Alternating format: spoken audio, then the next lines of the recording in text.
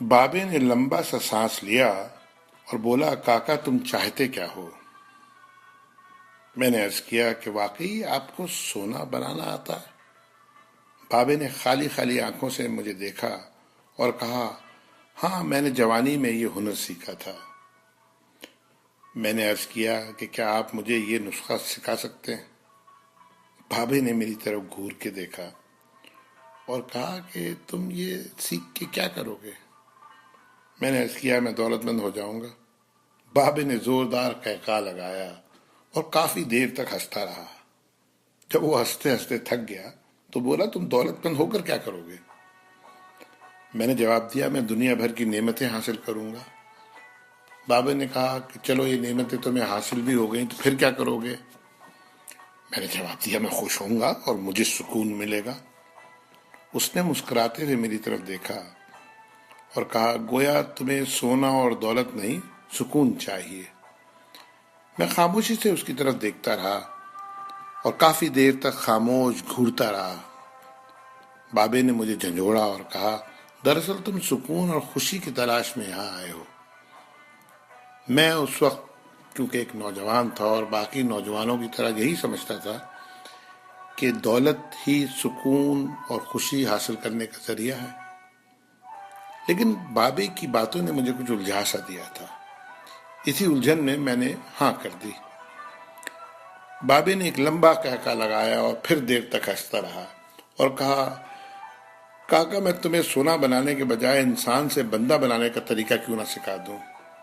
میں تمہیں دولت مند ہونے کے بجائے پرسکون اور خوش رہنے کا گر کیوں نہ سکھا دوں؟ میں خاموشی سے اس کی باتیں سنتا رہا، حالانکہ مجھے ابھی کچھ سمجھ میں نہیں آ رہا تھا۔ اتنے میں بابا بولا، انسان کی خواہشیں جب اس کے وجود اور عمر سے لمبی رہتی ہیں وہ اس وقت تک انسان رہتا ہے۔ تم اپنی خواہشوں کو اپنی عمر اور وجود سے چھوٹا کر لو، تم سکون بھی پا جاؤ گے اور خوشی بھی۔ اور جب تم خوشی اور سکون پا جاؤ گے تو تم انسان سے بندہ بن جاؤ گے۔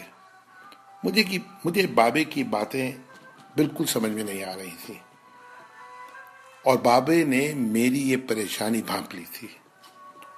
بابا بولا، تم قرآن شریف پڑھو۔ اللہ تعالیٰ نے خواہشوں میں لتھڑے ہوئے لوگوں کو انسان کہا ہے اور محبت میں رنگے ہوئے آزاد لوگوں کو بندہ۔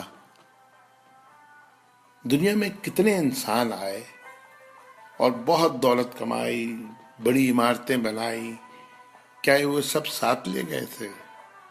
کیا سب وہ خوش تھے؟ تم بھی کیا خوش ہو؟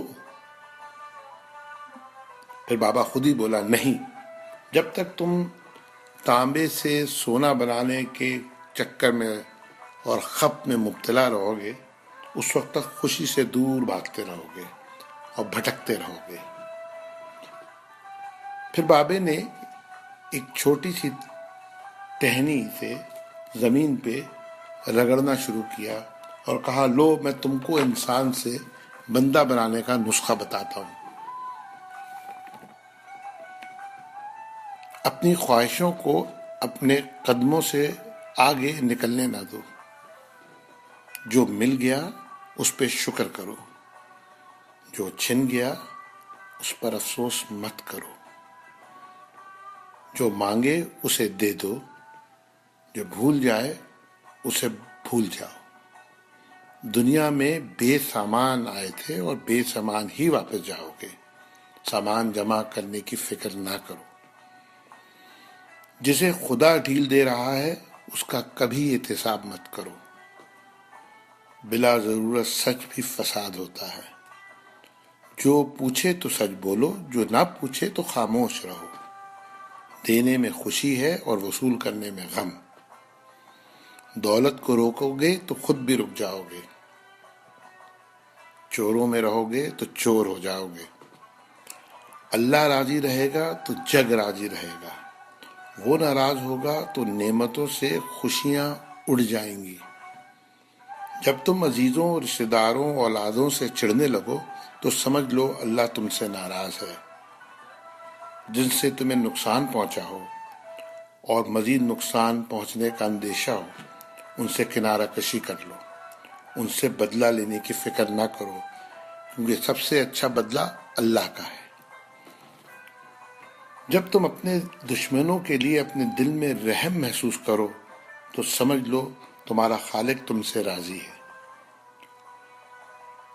ہجرت کرنے والے کبھی گھاٹے میں نہیں رہتے۔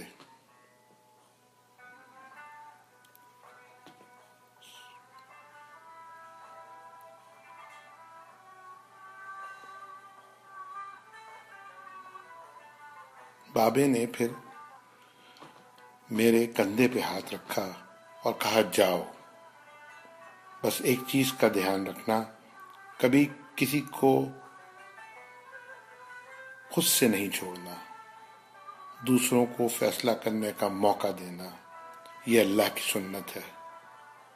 اس نے کبھی اپنی مخلوق کو تنہا نہیں چھوڑا، مخلوق اللہ کو چھوڑتی ہے۔ اور دھیان رکھنا، جو جا رہا ہو اسے جانے دینا، جو واپس آ رہا ہو اس کے لیے اپنا دروازہ کبھی بند نہ کرنا، یہ بھی اللہ کی عادت ہے۔ وہ واپس آنے والوں کے لیے اپنا دروازہ ہمیشہ کھلا رکھتا ہے۔ تم یہ کرتے رہنا، تمہارے دروازے پہ ہمیشہ میلہ لگا رہے گا۔ یہ اقتباس ہے جس کے مصنف سے میں بالکل نابلد ہوں، لیکن اس کا عنوان تھا کیمیا گر۔ اللہ تعالی ہم سب کو انسان کے بجائے بندہ بنا دے، آمین۔